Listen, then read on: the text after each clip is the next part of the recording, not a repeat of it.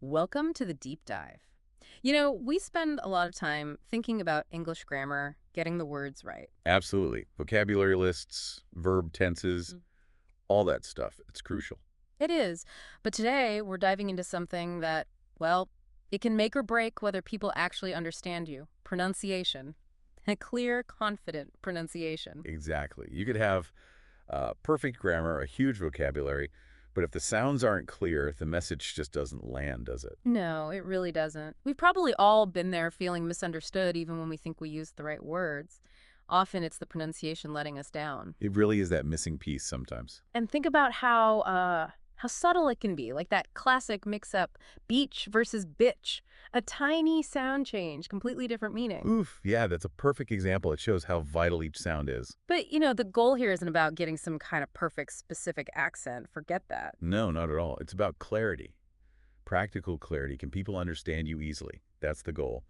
And feeling confident when you speak. Right. Confidence comes from being understood. Precisely. Yeah. And so what we've done is looked at some good resources like the Speak Better English stuff to sort of pull out a simple daily routine. Okay. Actionable steps. I like that. Yeah, things you can actually do starting today in maybe just, I don't know, 10 or 15 minutes a day. Perfect. So let's start there. What are the typical pronunciation hurdles? What trips learners up most often? Well, one of the big ones, maybe the biggest, is just the sheer number of vowel sounds in English. Right, compared to other languages. Exactly. Many languages have fewer vowels, so telling the difference between similar English sounds like the I in ship and the E in sheep, that can be really tough. Okay, ship and sheep, good example. Any others? Yeah, or think about full versus full, that short U versus the long oo. Again, subtle, but it changes the word completely. It really does. It's like a tiny mouth movement makes a huge difference. It is. You almost have to feel it. Like if I say I saw a ship versus I saw a sheep, can you hear that difference? Feel it in your mouth? Yeah, definitely. You shape your mouth differently. Okay, so vowels are a big one. What's another common issue? Another thing we see a lot is dropping sounds at the end of words. Final consonants. Like the S or T or D. Exactly those. It might seem small, but leaving them off can confuse the listener, and sometimes it even messes up the grammar. I think I know what you mean. You sometimes have to strain to hear if someone said walk or walked. Precisely. Saying he walk instead of he walks. Yeah. It just sounds off and it's grammatically incorrect. Yeah. We're saying I won instead of I won. It feels incomplete. Okay, so paying attention right to the very end of the word. That's key. Got it.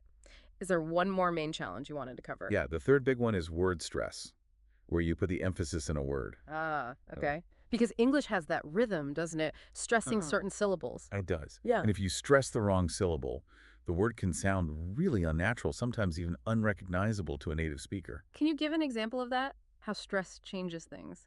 Sure, take the word record. If you stress the first syllable, record, that's a noun, like a vinyl record or a world record. Okay. R-E chord, noun. But stress the second syllable, record, now it's a verb, to record audio, to record information. Record. Wow. Okay. Same letters, different word almost, just based on stress. Exactly. So it's not just the individual sounds, it's the music of the word too. This is fascinating. Okay, so vowels, final sounds, word stress. But the good news is you said there's a routine. We can work on this. Yes, absolutely. We've broken it down into a 5-step daily practice. And like I said, it should only take about 10, maybe 15 minutes. 15 minutes. Everyone can find 15 minutes. Let's hear it. Step one. Step 1 is warming up your mouth, just like an athlete stretches. Or a singer warms up their voice. Exactly. You need to get your articulators. That's your lips, tongue, jaw moving and ready to work. Okay, makes sense. What kind of warm-up exercises? Really simple stuff, actually. Just repeating basic sounds helps. Try saying la la la, ma ma ma, pa pa pa over and over. Gets things moving. La la la ma ma ma fa. Okay. Easy enough. Anything else for the warm-up? Tongue twisters are brilliant. They really work on articulation. You know, the classic, she sells seashells by the seashore. Oh, yeah. That one's tricky. It is. The key is start slow. Really focus on making each sound clear. Then, only when you're comfortable, try speeding up gradually.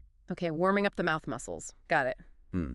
2 minutes. What's step two? Step 2 is focusing specifically on those tricky vowel sounds we talked about. Right. The sheep problem hit he. Exactly. Those we use something called minimal pairs. Okay. Words that are identical except for one sound, usually the vowel.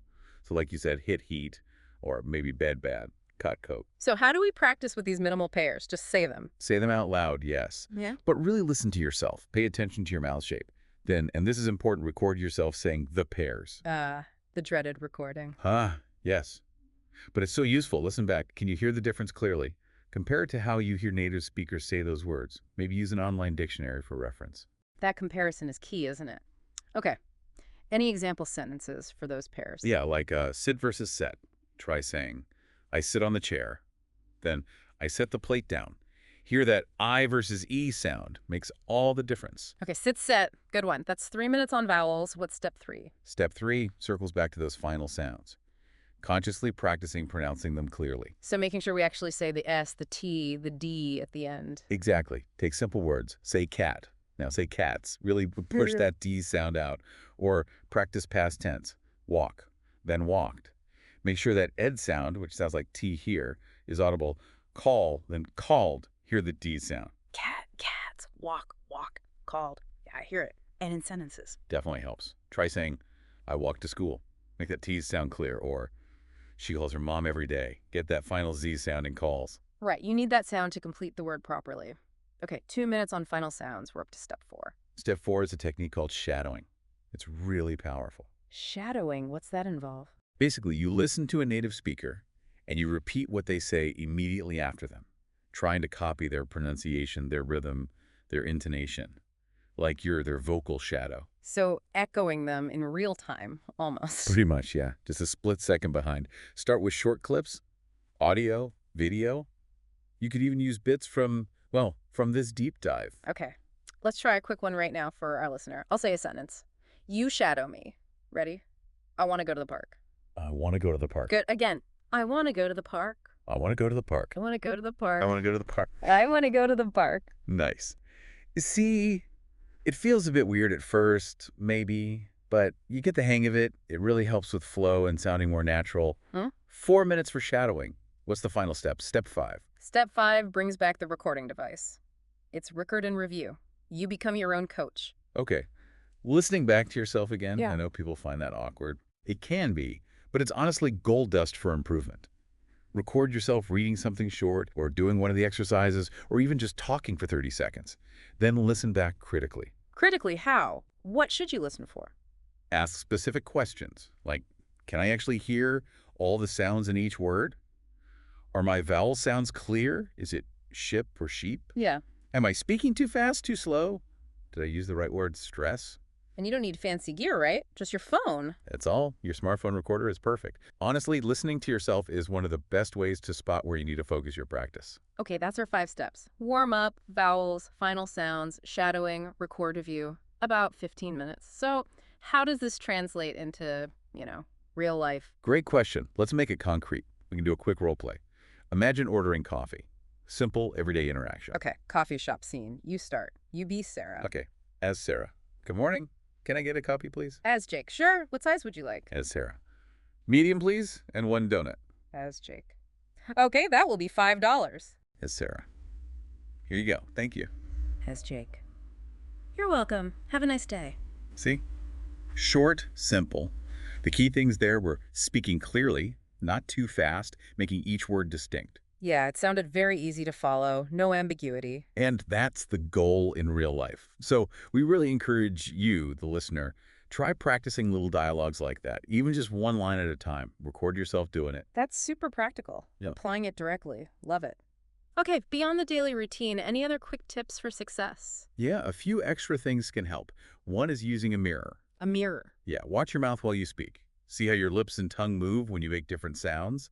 You can compare what you're doing to videos of native speakers. It gives you visual feedback. Interesting. Never thought of that. What else? Google Translate's voice tool is your friend. Type a word, hit the speaker icon, hear it pronounced. Great for checking individual words you're unsure about. Oh, that's handy. Easy access. Another good one. Watch English shows or movies, maybe with subtitles on first. Then turn them off, listen to a short line, pause, and repeat it. Try to mimic the actor's intonation and pronunciation. Kind of like shadowing, but with TV shows. Exactly. And finally, if you can, join a speaking club or find a language partner online. Nothing beats practicing with real people and getting that immediate feedback. Builds confidence, too. Those are great suggestions, and I think it's worth saying again. Absolutely. Making mistakes is okay. It's more than okay. It's how you learn. Don't let fear stop you from speaking. Just keep practicing consistently. Even small amounts add up. Totally agree. Okay, so let's wrap this up for you, our listener. The main message is don't wait. Don't wait for perfect English before you work on pronunciation. Start now. Please do. Speak out loud. Repeat those tricky words. Try shadowing. Record yourself, even if it feels weird at first. Make it a habit. And speak with, a bit of energy. Speak clearly, speak confidently. Believe that you can improve because you absolutely can with practice. And maybe here's something specific to think about after this. What's one pronunciation thing that you know you struggle with? Is it a specific vowel? Is it dropping the E's at the end of words? Is it stressing the right syllable? Just pick one thing. Yeah, just one for now. And commit to trying one of the techniques we talked about, maybe minimal pairs for that vowel, maybe really focusing on final sounds for a day, maybe shadowing a speaker who uses that sound well. And then Think about how getting just that one thing clearer could make a difference. How might it affect your conversations, your confidence? Just mull that over as you start your practice.